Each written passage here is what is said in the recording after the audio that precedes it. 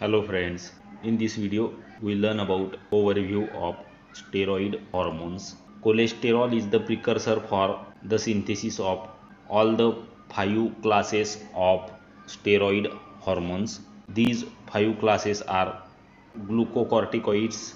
The example of this is cortisol. Second class is mineralocorticoids. Aldosterone is an example of this class. Third class is progestins. The example includes progesterone. Class 4 is androgens. Testosterone is the example. And last class is estrogens. For example, estradiol.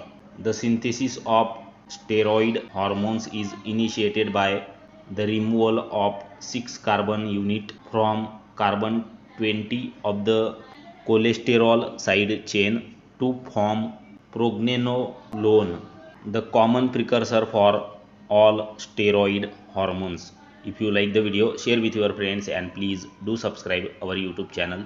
Hit the bell icon to get update of latest notification from our channel. Thank you very much.